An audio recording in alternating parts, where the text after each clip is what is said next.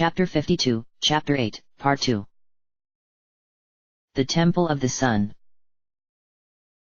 Midnight. The first thing the gang saw on the other side of the door was a long hallway that ended over at a short staircase leading down somewhere. The second thing they saw was a golden bombshell bill that was flying straight at them. Ah! Mario cried as the bombshell bill hit him right in the chest, exploding on impact and sending him crashing into the door behind them. Oh, great. Not these again. Uh-oh. There's bombshell bill blasters down at the end of the hallway, Delia said nervously as Mario groaned and got to his feet. I guess we have to beat them to keep going, hey. That's how it always is, Mario sighed. Left with no other choice, the group carefully made their way down the hallway, maneuvering out of the path of the bombshell bills that would periodically come flying at them in pairs. All right, let's get rid of these stupid things. Hannah cheered as they finally reached the pair of blasters that had been firing at them from the end of the hallway. She eagerly whacked the nearer one with her hammer, only to deflate as she found she hadn't made a scratch. Hey, what gives? These things have super high defense, Hannah. We'll have to lower it first if we want to get rid of them. Ah, okay. Well, that's where our lovely and talented Delia comes in, said Hannah, pushing the shocked-looking duplicghost forward. What? Oh. Right, you got it. Everyone braced themselves as she floated into the air and unleashed her howl on the blasters. Mario wasn't exactly sure how it worked against inanimate objects, but work it did, and from there it only took a few good whacks to take them out of commission. All right, what's next? Mario asked once they had cleared the path.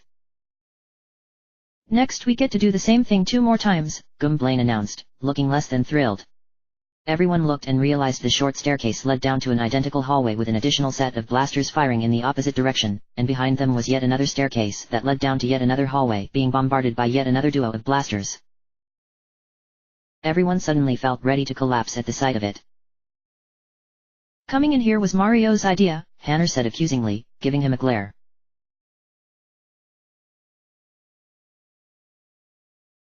Though it took a while, they finally made their way down all 3 descending hallways and walked through the door waiting for them at the end. Though as Mario had expected, the next room wasn't much more welcoming.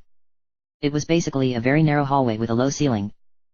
Except it kept changing elevation. This certainly isn't the most efficient way to get through this place, Maisie sighed as they all stared at the sheer wall right in front of them. At the top, high above their heads, the hallway continued on. Shoot, this place is mighty cramped, ain't it? Snatchel said distastefully. What do you reckon the Guardians even need with a place like this? That's one of the many things in this world you just shouldn't think about. Unless you want to hurt your brain, Mario advised. Luckily, his wall jump was perfect for this room, and so he was able to leap back and forth between the 2 close-set walls and scale his way up to the higher-up hallway. Not so luckily, the only way to bring his partners with was to carry them up one at a time. Sorry, Mario. Are you okay? Stubba asked worriedly as Mario lay panting on the landing with the rest of them. Don't worry, Stubba, it's not your guy's fault, he sighed, sitting up slowly. Still, this would be a lot easier if I could just fit all you guys in my pocket somehow. Well, maybe you could. We are paper, aren't we? Delia asked reasonably. Ferdinand looked displeased. Dude. The bumpy borders are not meant to be folded up and put inside small places, man. Yeah, where's the fun in that? We should all be out here so we can hang out together. Hannah laughed. That must be what you did with all your old partners, right Mario? You know, I think we should keep going. As it turned out, the hallway kept rising and falling as they walked through. The group had to jump off the edge of the upper hallway as another wall led down to the lower portion, which in turn just led to another wall leading back up. This went on for quite a while, and by the time they were done with their walking, jumping and wall scaling, the entire party's tempers were running short.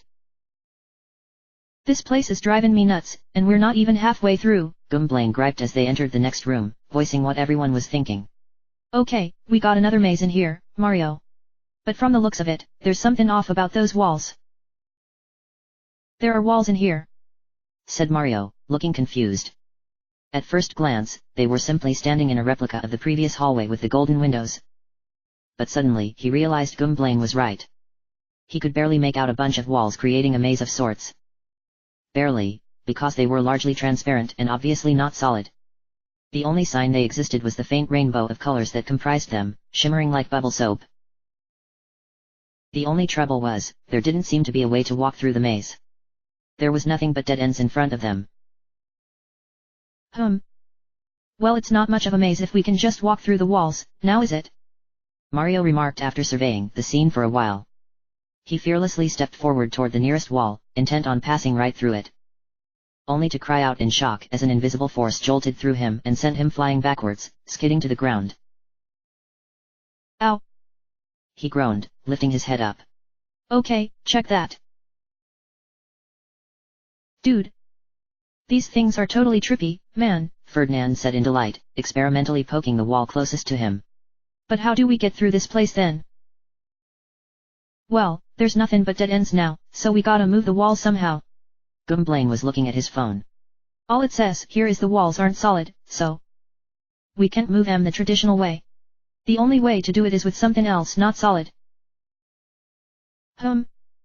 Something like noise, maybe. Maisie said with a thoughtful smile. She stepped forward and closed her eyes in concentration, singing an enchanting song. The ethereal wall in front of her started to writhe and shimmer at the noise, and before long she had completely disabled it, causing it to vanish.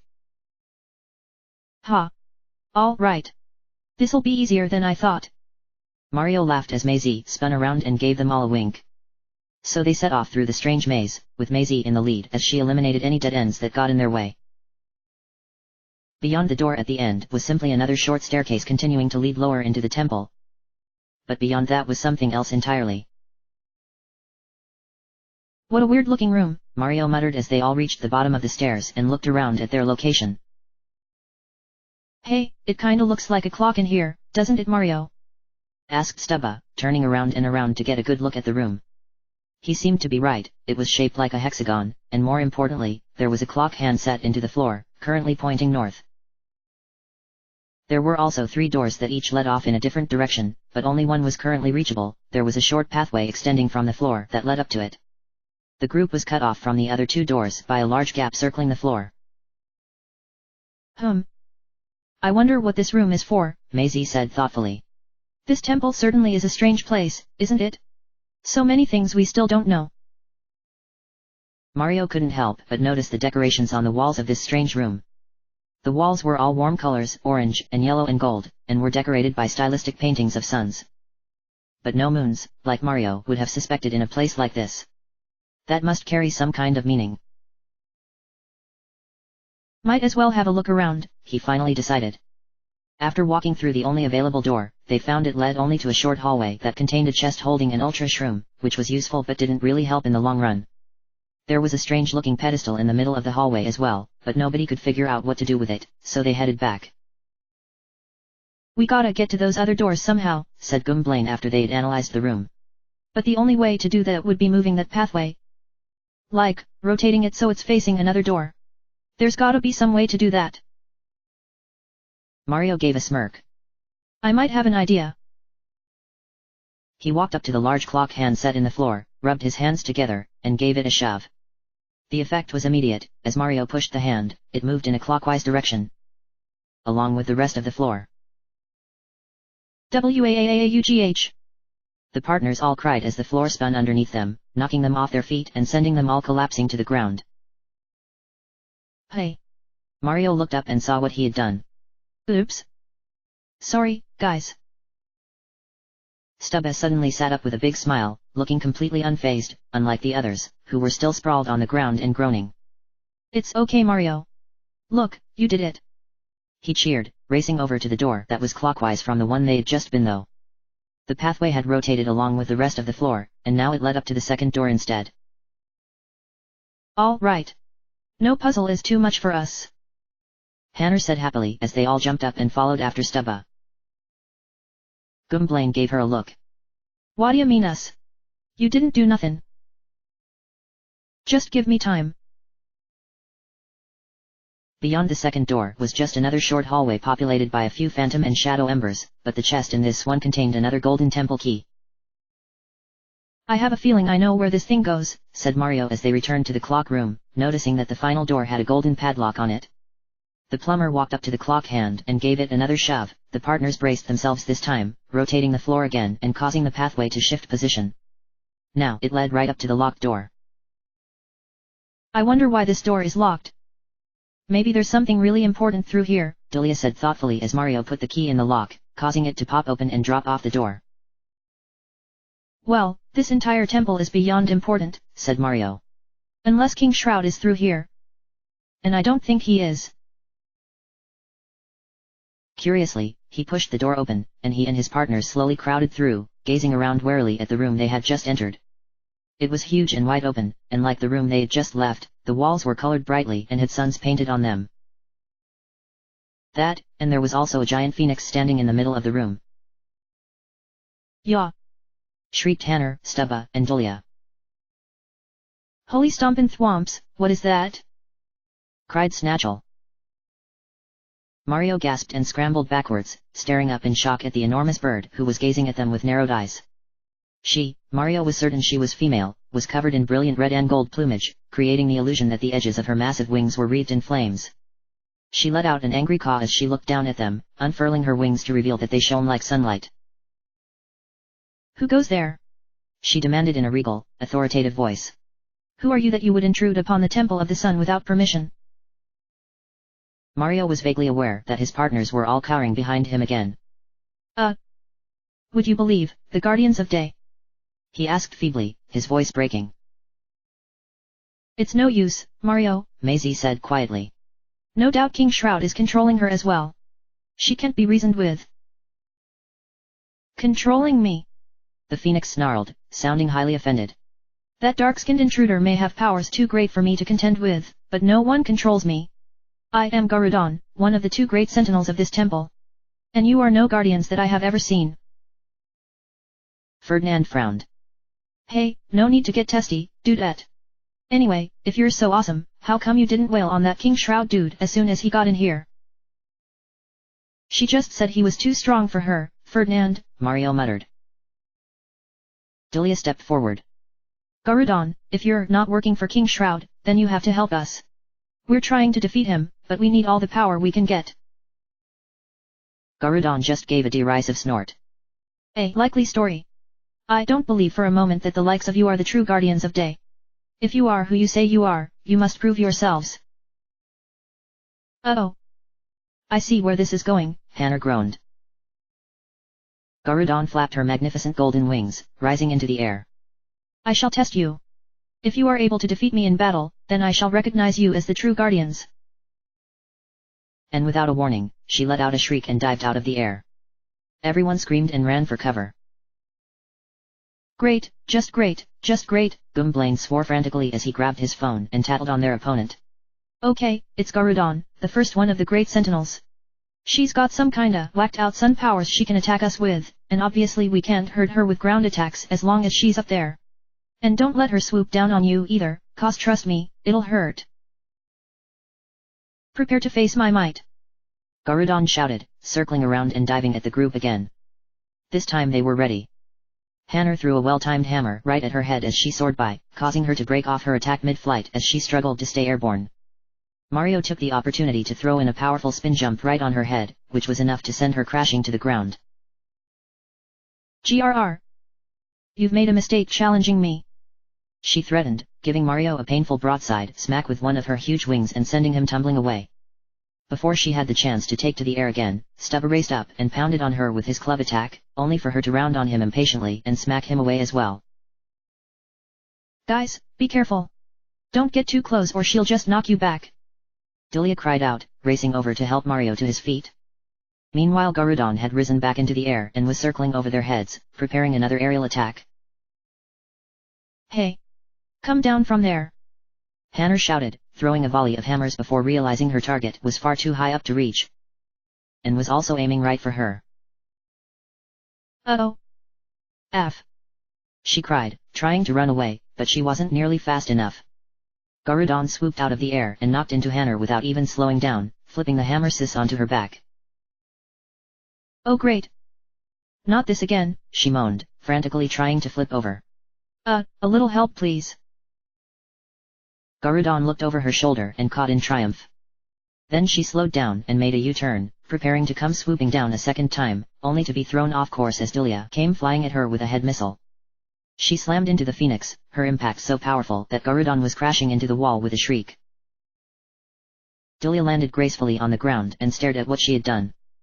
Wow! I don't know my own strength, she said timidly. Garudon had slumped to the ground in a daze, but it didn't last long. Humph! Very well. Allow me to demonstrate my true power, she shouted, spreading her wings. Dozens of tiny shards of light suddenly materialized in front of her, briefly floating in midair before streaking off toward Mario's team. They only had time to gawk before they were all struck by several rounds of brilliant shards, each blow a sting of pain.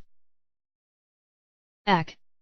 Mario cried as the force of the impact sent him and the others sliding backwards several feet. He shielded himself with his arms, grimacing against the multitude of blows but managing to stay on his feet. All right, time to get serious, he muttered. Before Garudon could generate another attack, he raced forward and wound up his ultra hammer, smacking her right in the legs. She gasped as her knees gave out and she struggled to remain standing, and Gwynplaine took the opportunity to knock her to the ground with a head bonk. Enough of this, she snarled, knocking the Goomba away with a snap of her wing before rising into the air again, out of their range. The partners weren't about to let her get away with that, however. You ready for this, little dude?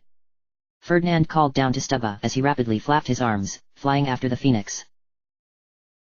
You bet, cheered Stubba, who was hanging onto the bumpy's foot. Garudon was busy pelting the other hapless heroes with another round of sun shards when she noticed the two of them out of the corner of her eye. She turned to face them, only for her eyes to bulge in shock. What in they? Yeeeeeeeeeeeughh. Stubba and Ferdinand both let out deafening battle cries as they flew directly at her. She was so dumbfounded she didn't even think to move out of the way before they crashed into her, Ferdinand delivering a beak jab while Stubba swung his club at her with his free hand. Garudon let out a cry as all three of them came crashing to the ground. Mario had watched this whole thing in shock. Guys? What did you just do? He cried, racing up to them as his partners got to their feet. We combined our attacks, dude, said Ferdinand. I call them dual techs. Mario stared at him while Gwynplaine rolled his eyes. It'll never catch on. The group snapped back to attention as Garudon let out another furious squawk, rising back into the air. She was looking badly beaten and disheveled by now, but still her eyes blazed with determination. I shall not be undone by the likes of you, she declared, spreading her wings wide and unleashing her ultimate attack. Solar flare. All at once, an enormous beam of light came blasting down from the ceiling, crashing to the floor with the force of an explosion. It was so powerful that Mario and the others were all sent screaming and flying in different directions, skidding and tumbling across the green carpet. Erg! Mario groaned from where he lay on the ground, rubbing his eyes. That attack had been so bright that he was momentarily blinded. That wasn't good. And now to finish you, came Garudon's voice as she looked down at the heroes lying helplessly before her. She spread her wings again and prepared to deliver the final blow. Gritting his teeth in pain, Snatchel managed to climb to his feet. All right, time to see how strong this gal really is, he grumbled. He grabbed his lasso and hurled it at the huge phoenix, roping her right around the ankle. She had been so distracted charging her attack that she didn't notice until it was too late, and she shrieked in surprise as Snatchel used Roundup and yanked right to the ground with a loud crash. She lifted her head up with a look of fury. You fools! You dare insult me this way? She screeched, rapidly flapping her wings and thrashing violently about, causing the whole room to shake. Mario? A little help over here. Snatchel called nervously, straining to keep her pinned down. Right. Got it. Mario shouted as he and the others all charged forward and bum-rushed the huge bird, ganging up and pummeling her as hard as they could. Most of the partners were knocked away by a sweep of her wings, but Mario managed to stay in the fray long enough to deliver one last power smash. That was all it took. Reeling from his deciding blow, Garudon let out one last defiant cry before she collapsed to the ground, weary and defeated. Realizing they had won, Mario stepped back and took a deep breath. Heh heh. Well, that was fun. Speak for yourself, Gwynplaine grumbled. Erg. I am. Impossible. Garudon wheezed, slowly struggling to her feet. And yet, no mere mortals could possibly defeat me. It must be so, then.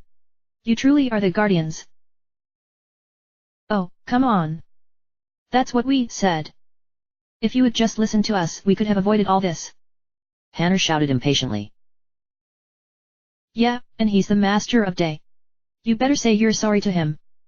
Stubba added as he pointed at Gwynplaine, who looked very humiliated. Mario covered his face. Guys, you're not helping. Garudon straightened up, trying to regain her composure. So be it, then. If you are the guardians, then I entrust you with the task of defeating King Shroud and restoring this temple to its rightful state. I shall lend you my power. She spread her wings wide, and a bright glow suddenly appeared in front of her before floating down to Mario. Surprised, the plumber automatically reached out his hands as the glowing object fell into them, and as the glow died away, he saw he was holding onto a bright golden sphere. That is the sun orb. You will know what to do with it when the time is right, she said. Now go. If you wish to defeat Shroud, you will have to contend with my brother as well. Then she lifted up her shining wings, and in a blinding flash of sunlight, she vanished. Everyone stood silently in the now deserted room. Did she just say she's got a brother? Asked Snatchel.